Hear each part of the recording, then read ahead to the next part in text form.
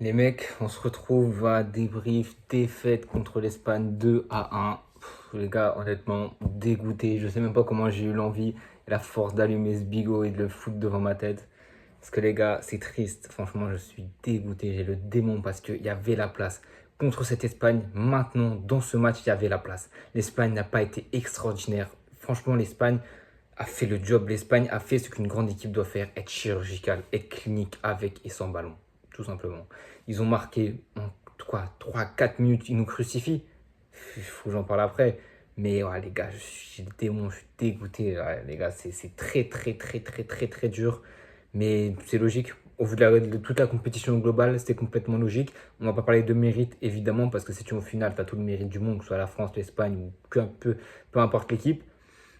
Mais là, c'est une Espagne qui a fait que gagner dans ce tournoi, qui n'a pas perdu un seul match, qui a marqué à tous ses matchs, qui n'a encaissé que 3 buts, il me semble, donc 2 dans le jeu sur Advirs et le nôtre de Ronald Colomani. C'est la meilleure équipe de cet Euro. Et c'est l'équipe qui ira chercher cette coupe à la fin, parce que ce soit l'Angleterre ou encore les Pays-Bas, aucune équipe ne va inquiéter l'Espagne. L'Espagne finira avec la 4e Euro de son histoire, et la nation la plus titrée à l'Euro de toutes, après l'Allemagne qui sont à 3. Je l'ai noté tout à l'heure, l'Espagne, je crois, c'est 3 euros. Euh, 64, 2008 et 2012. Et là, ça va faire 2024, sans vous porter l'œil, évidemment.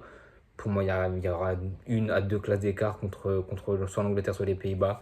Et franchement, vous n'avez pas sorti un match exceptionnel avec ballon, mais un match logique, cohérent. Et avec le peu de fois où vous avez eu le ballon, même si on va pas se mentir, vous avez quand même eu le ballon. Vous avez beaucoup subi à la fin. Mais le- ouais, les gars, c'est dur de trouver les mots parce qu'honnêtement, il y a de la tristesse, il y a de la frustration. Il y a beaucoup d'émotions qui se mélangent tellement il y avait la place. Pour moi, il y avait la place contre cette Espagne à l'instant T. L'Espagne du reste du tournoi, je pense qu'on ne peut pas gagner. Mais là, cette Espagne était assez empruntée, a très très mal débuté son match par une défense voilà, reformée. Cavara n'était pas là, le Normand n'était pas là. C'était Jesus Navas qui est sorti à la mi-temps tellement il a fait un match éclaté, comme il s'est fait devancer par tout le monde. Et c'était Nacho dans la charnière à côté de la porte. Fait un match assez correct pour sa part. Et, euh, et ouais, ils ont très mal commencé. Ils n'arrivaient pas à mettre assez le pied sur le ballon, beaucoup bougé physiquement. La défense vraiment à perte, vraiment peiné défensivement, j'ai trouvé l'Espagne. Et ils ont pris un but, je crois, à 9e minute sur un, un- un renversement de jeu. Je crois que c'est Koundé qui doit, la décaler, qui doit faire le renversement sur Mbappé. Contrôle magnifique d'Mbappé, rien à dire. Et le centre pour Ronald Colomani, oublié par la porte. Et là, tu te dis, waouh, enfin notre premier but dans le jeu. Et un but qui arrive tôt en plus, donc on peut se permettre d'être en sécurité, etc. Et tu te dis, waouh, en plus l'Espagne baisse le pied, l'Espagne a mal rentré dans son match, a mal commencé. Et au final, tu te fais avoir par la folie, par l'avènement, par le pic. Et le mec est rentré dans la zone. Et je parle pas de la zone de tir, je parle de la zone physique et mentale, Lamine Yamal, qui a inscrit un but totalement phénoménal, pardon, qui va rester dans les annales de sa carrière et de cet Euro si l'Espagne va au bout, même s'il ne va pas au bout, ce but est clairement top 3 des plus beaux buts, tellement l'exécution est magnifique, le contexte est magnifique et la finalité est magnifique pour lui et pour l'Espagne. Un but exceptionnel, franchement, comment, j'ai revu l'action juste après, crochet droit pour amener les deux milieux, je crois que c'était Rabiot et Tchouaméni, il redécale crochet gauche, et tu vois, il y a une ligne qui est tracée, il n'est pas milieu de terrain, on va pas abuser. Il doit être à 20 mètres, 20, 25 mètres. Ouais, environ, j'ai pas un compas dans l'œil, j'ai pas un mètre dans l'œil, j'ai pas un décamètre. Mais tu vois de son crochet gauche, il y a une ligne qui se crée. Il n'y a personne il y a personne sur la trajectoire. Je peux pas en voir au défenseur parce que tu te dis pas qu'il va la tenter. En tout cas, moi, je me suis pas dit qu'il va, même s'il a déjà mis des buts comme ça avec le Barça ou avec les espoirs espagnols. J'ai souvenir, je crois que quand il était en U15, U16, il met un but pareil. Et je crois que c'était contre la Norvège, un truc comme ça, ou le Portugal, il me semble. Et là, il sort une frappe venue d'ailleurs. La ligne, elle est tracée. C'est comme dans Scorero, tu as juste à mettre ton doigt et tu fais la courbe. Et la courbe, elle y va en pleine lucarne. Mac Maignan, il se détend, mais il peut pas la voir. Elle tape le poteau, elle est juste, elle est parfaite. Elle est clinique chirurgicale à l'image d'un tournoi de Lamine Yamal qui a 16 ans. Nous fait tous douter de notre existence, de qu'est-ce qu'on est en train de foutre, parce que ce mec a 16 ans, fait des choses qui sont complètement irréelles, phénoménales. Et c'est irréel. C'est le flux. Je lis ma vidéo TikTok qui est en bio d'ailleurs. Le football est bien gardé par ce mec et je n'aime pas le Barça, évidemment, je suis pour le Real, etc. Tu ne peux que t'incliner devant un talent pareil. Tu ne peux que. Celui qui me dit que Lamine Yamal n'est pas un talent, n'est pas le futur du football mondial, c'est juste un gros menteur. Il regarde le football avec son cul. Mais là, c'est l'avènement. C'est un truc de fou. C'est puis 3 minutes après, un Dani Olmo qui sans cesse dans les petits espaces, entre les lignes, dans le demi-espace, il proposait des courses, il créait dans les triangles, comme fait Ruiz en début de match. Ça nous a fait énormément mal. On a mis tellement de temps à trouver nos repères au milieu de terrain. Et c'est ça qui nous fait coûter le match ce soir. Luis de la Fuentes a gagné la bataille tactique selon moi parce que franchement, il n'y avait rien à dire entre les lignes, entre la défense et le milieu, que ce soit dans le demi-espace, que ce soit les apports offensifs. C'était une masterclass de l'Espagne et ils ont su ensuite, même sans ballon, réussir à défendre. Mais là, je vais revenir sur le but de Dani Olmo qui, je me rappelle même plus de la séquence, mais je me rappelle juste de un geste de très grande classe de Dani Olmo qui remplaçait un Pedri blessé. Dani Olmo rentre contre la Géorgie, marque, rentre contre l'Allemagne, marque, et là, titulaire contre la France, marque. Le mec, en 3 matchs sur les phases finales, il met 3 buts, deuxième meilleur buteur de l'Euro. Point final, et là, il fait un geste technique splendide, plein de lucidité, le sang-froid, le crochet gauche alors que la balle elle est encore en l'air, il met dans le vent complètement Rabiot Tchouaméni, il se la décale un petit peu à droite et il met une grosse frappe, elle est cadrée, même si Koundé la touche pas, elle est cadrée malheureusement pour Koundé, il la touche mais dans tous les cas elle sera allée au fond il me semble si je me souviens bien, et là tu sens qu'il y a un revirement, tu sens qu'on avait le match pas le match en main parce qu'il savait que 15 minutes qu'il était joué, mais tu sentais que l'Espagne n'était pas forcément bon, était friable, qu'il fallait pousser pour mettre un deuxième but. On a quelques occasions juste avant les 2 premiers buts. Il fallait pousser. Et à partir du but de Lamine Yamal, tout s'est retourné. Évidemment, c'est ça la force d'une très très grande équipe. C'est retourner des situations, que ce soit bien mental et même sur le score. Et là, ils ont su le faire. Et ils ont complètement inversé la physionomie. Le but de Dani Olmo arrive. Et l'Espagne nous met le pied sur le ballon et nous marche dessus pendant les 5-10 prochaines minutes. On essaie de réagir, mais on ne peut pas parce qu'offensivement, on n'est pas bon. Et on est dos au mur. À ce moment-là, on est dos au mur. L'Espagne marque. Et la défense qui était pourtant pas bien rentrée dans le match s'est vite ressaisie. A vite été solide. Parlait des milieux de terrain aussi. Et on n'en a pas profité malheureusement. Et c'est décevant. Mais ils sont tellement compacts, ils étaient concentrés à ce moment-là, et même tout le long du match, des fois défense à 5 ou des fois à 6 à 7 selon les circonstances, surtout à la fin du match. Ils ont su faire le dos rond.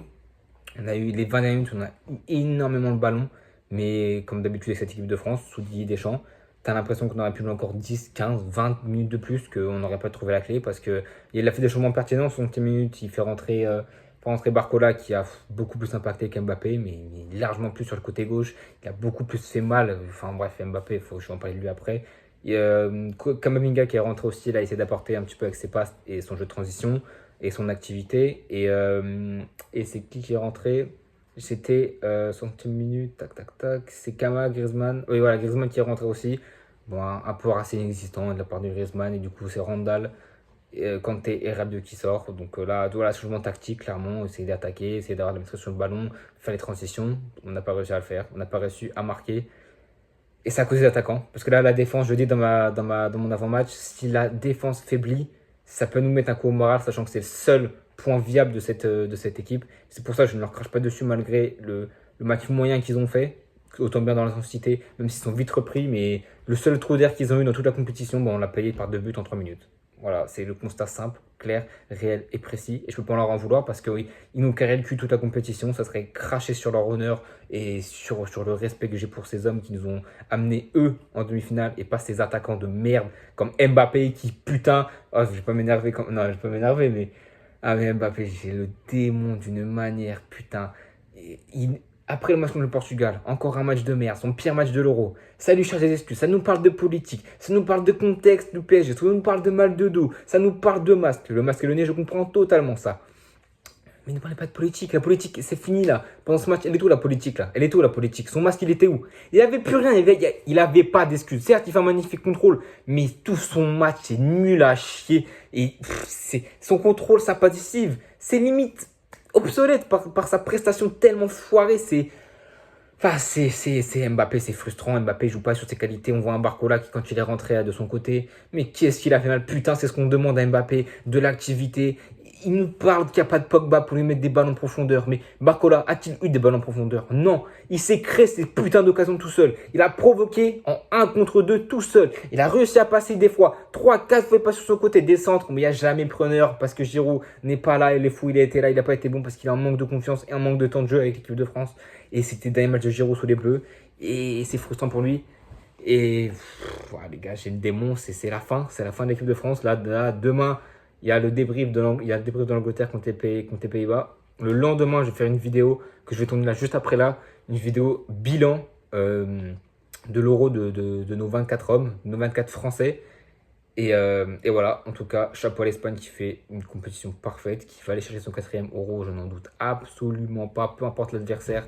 Ils sont rodés maintenant, ils ont Lamine Yamal et Nico Williams sur les côtés, je ne sais d'en parler, mais offensivement, ça fait toute la différence dans les transitions rapides parce qu'ils peuvent faire le dos rond.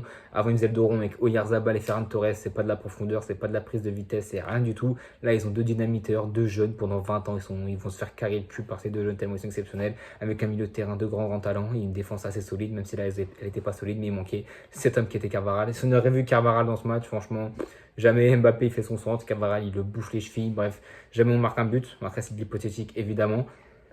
Et les gars, je sais que la vidéo a été dure à regarder. Le match a été dur à regarder aussi, autant émotionnellement, en tout cas pour moi, que pour tous les Français qui aiment l'équipe de France. Malgré tout, est-ce qu'il faut parler d'une nouvelle ère? Ça, j'en parlerai dans ma prochaine vidéo qui, du coup, sera après-demain, le débrief des hommes et de Didier Deschamps aussi, il ne faudra pas l'oublier. En tout cas, j'ai dit tout ce que j'avais, j'ai fait des petites notes, mais honnêtement, je suis allé en feeling. J'ai dit tout ce que je pense que je devais dire. Maintenant, les gars, je vous laisse. Demain, débrief de Pays-Bas. Angleterre, la finale le 14 et après ça sera les JO, même si bon on s'en bat un peu les couilles certes, mais on va quand même regarder ça avec attention parce que Didier Deschamps, Thierry Henry et son équipe, ça a l'air d'être du lourd. J'ai vu le match contre la victoire 4-1 contre le Paraguay, ça a l'air pas dégueu, donc honnêtement on va se concentrer sur ça. Et c'est dur, la saison pour moi se termine de manière cruelle. Certes, il y a la victoire du Real Madrid en Ligue des Champions, la Liga, la Super Coupe d'Espagne. Il y a la montée de Saint-Etienne en Ligue 1 qui me fait énormément de plaisir et qui, dans ce marasme, même si c'est pas un marasme, les mots sont durs, forts et injustifiés. Je sais pas pourquoi je dis ça, mais franchement, ça a été niveau club une saison fantastique, extraordinaire que je me souviens longtemps. Mais là, cette saison avec l'équipe de France, ça a été déception sur déception. Et se finit de la pire des manières, au pied de la marche, de l'escalier, de l'ascenseur, l'escalator, tout ce que tu veux, de ces finales. Mais on ne méritait pas d'aller en finale. Pas parce qu'on n'était pas bon, mais parce qu'offensivement, on est mauvais. On est tombé sur une excellente équipe qui, pourtant, elle n'a pas été excellente dans ce match, mais qui a su faire les choses bonnes, au bon moment, pragmatisme, tout ce qu'on demande d'une équipe à très très haut niveau. Ils n'ont pas fait un énorme jeu, ils n'ont pas produit du beau jeu comme les gens demandent, mais ils ont été pragmatiques, efficaces, et le beau jeu, ils l'ont fait tout le reste de la compétition. Donc là, c'est normal que le jeu soit un petit peu sale, même s'ils n'ont pas fait énormément de fautes, j'ai trouvé. Mais ils ont été justes, et c'est une équipe expérimentée qui va aller prendre l'Euro. Je ne cesse de le dire, mais les gars, je clôture cette vidéo. N'hésitez pas à vous abonner, à liker, à partager, à faire ce que vous voulez. Et on se retrouve demain pour le débrief. À bientôt tout le monde.